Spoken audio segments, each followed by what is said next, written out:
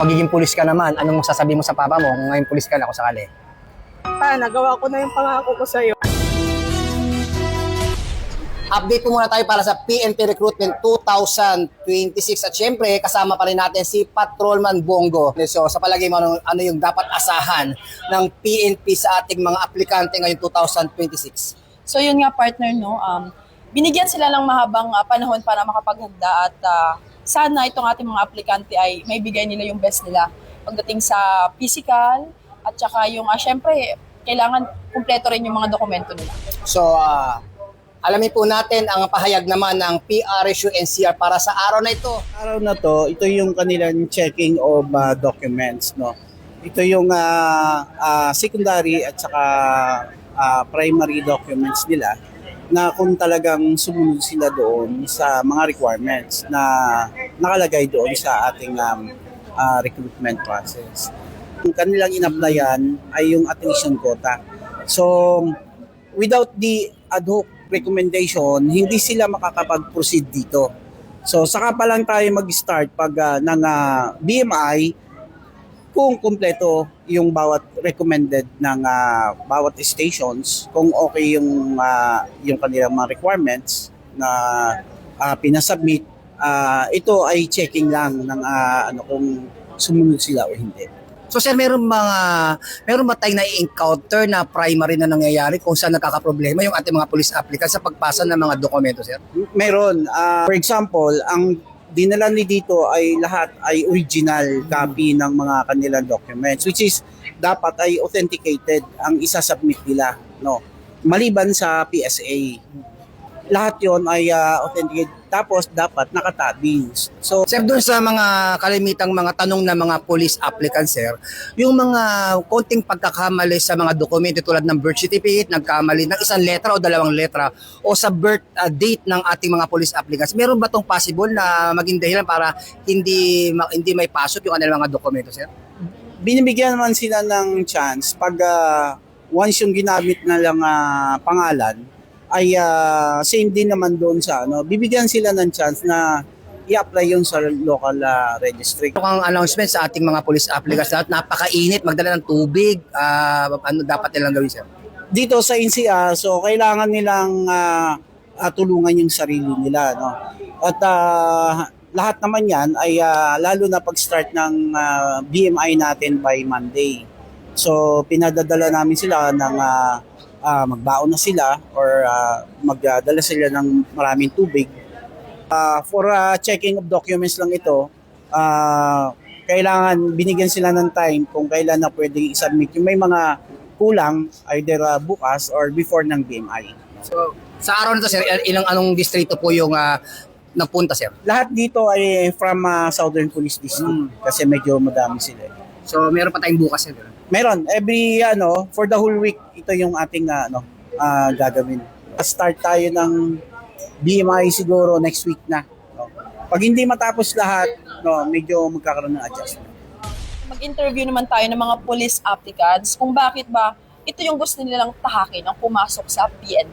So, parang ikaw lang dati yan, partner, nang interview kita, di ba? Ano ba yung unang sabi mo noon bakit gusto mong mapabilang sa hanay ng Philippine National Police? Siyempre, unang-una, ang pinakang goal ko talaga nun is siyempre yung paglilingkod sa bayan. Yan. Number one yun. So, hindi mahal sa buhay. Isa yun. Kasama na yun. Alam mo ba, partner, kapag sinabi mo na serbisyo publiko o public service, sabi nga ng ating NAPOLCOM representative na si Attorney Delgado, na kapag sila mong public service, kasama na doon yung buong pamilya. Kaibigan, mahal sa buhay.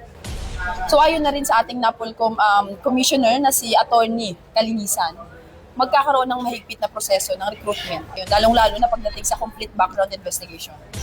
Bakit gusto nilang maging police? Taga Western Bikutan, Taguig City. Sir. SM Bikutan, ang layo mo Yes. lang pala dito. So, anong dila ba't gusto maging police? Sir, unang-una pangarap ko po ito since nung bata pa lang ako. So, Gusto ko pong i-maintain yung public ng peace and order po sa... Okay, ikaw, pang-ilang apply mo na? Sir, good morning sir. Pang-apat na apply. Pang-apat na apply mo na?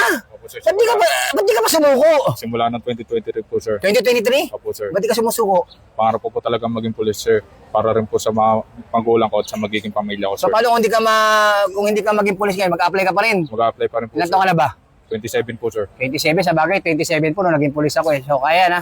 Yes, School sir. mo? Thank you po, sir. Olivares College, Paranaque po, sir. Okay, ikaw, taga saan ka? Sir, Taguig, sir. Pangilang apply mo na? Pangatlo na, sir. Pangatlo? Yes, O, sir. sa Taguig. Sa Western Bigutan, sir. May tutulong mo sa PNP kung sakaling pulis ka na. Sir, matutulong ko po sa PNP is yung pagiging creative ko po. Mhm. And I have also a technical skills na makakatulong po bilang police applicant or police pagdating ng araw, sir. Okay, ikaw, taga saan ka? Taguig, sir. Taguig, sa Taguig. Sa Santa Ana. May asawa na? Wala pa. Pangilang apply na? Pang-7. 7! Ala, 7 apply na, hindi pa rin sumusuko. So ano nagbibigay siya ng lakas ng loob para hindi sumuko sa pag-apply bilang sa pulis? Inspiration ko po, sir, yung pamilya ko. 10 po kasi kami magkakapatid. 10. Pangilang ka? Pang-siyam po. Pang-siyam? Ako. Yung tatay ko po kasi dating barangay tanod. Sa yung may kapatid po kong abogado at sundalo po. Yan. So anong mensahe mo? Anong inspirasyon mo sa mga police applicants na unang apply pa lang, dalawa sumusuko na para at least tulungan mo silang abutin yung kanilang pangarap. Yan. Gawin lang inspirasyon yung pamilya, yung mahal natin sa buhay, saka tiwala lang sa sarili at merong tamang oras para sa atin. School mo nga pala ulit? Christian Polytechnic Institute of Catanduanes. Yan. Saan ka una nag-apply? Dito po sa Camp Crame. Ang marami sunod. Camp Crame po. Dalawa. Sunod, tatlo. Dito na po lahat. NCR. Opo. Ilan beses NCR? Kailan yung huling apply mo dito? Last year po. Last year. Thank you po. Ikaw, Morning, sir. pangilang apply mo na? 5, sir. 5! Ba't di ka pa sumuko? Ang dami namang pwedeng trabaho, opportunity. Ba't di ka sumusuko sa pag-apply sa police? Kasi ito talaga yung gusto ko, sir. Yan. Yung failure, sir, na naranasan ko sa 5 taon. Naging, yun, sir, katadagan ko para ipurso talaga yung gusto ko, sir. So anong ginagawa mo kapag hindi ka pa nakakapag sa PNP nakaraan? Anong trabaho? Trabaho ko, sir, security guard. Yan, shoutout may mga tropa nating security na talaga namang 24 oras minsan ay hindi pa narerelyabuhan pero kasabay din yan po mga kaibigan yung ating mga security guard talagang ibang klase rin ng trabaho nila. Okay. Shoutout mo. Shoutout dyan sa mga kabady ko. Ganyan talaga. Ano pa? 5'9". Ayun, 5'9". Ano sabihin, nakikita ka rin sa ano ba ibig sabihin ng ka-5'9"? Bad, sir. applicants. Makinig dito muna. Kabady, sir. St. Ferdinand College, sir. Pangmayaman Slide, sir. Anong course mo? B-Scream, sir. Yan, ikaw anong course mo naman din? Bachelor of Public Administration, So, meron ka bang naging ibang trabaho baliban sa pag-apply mo bilang pulis? Bago ako mag-apply, sir, nagpasok ako sa fast food po, sa Mang Inasal, tapos nag-restaurant ako.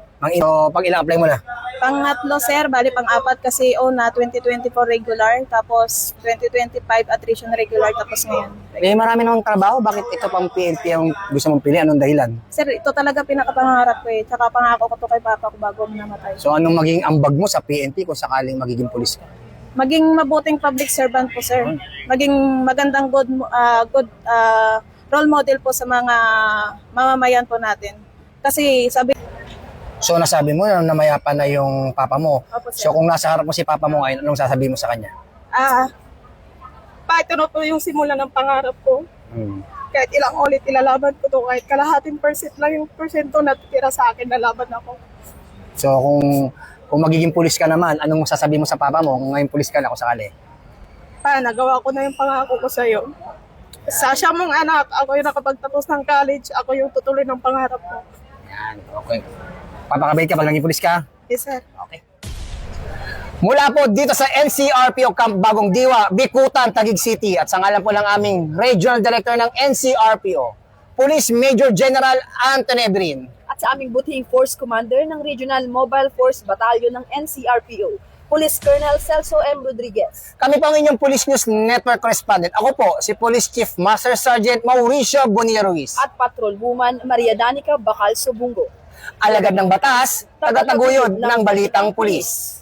Lilingkod sa bawat Pilipino at magbibigay ng tamang impormasyon para sa tahimik at maayos na Pilipinas. Police News Network, alagad ng batas, tagapagtaguyod ng balitang pulis, sandigan ng mamamayan, patnubay ng katotohanan.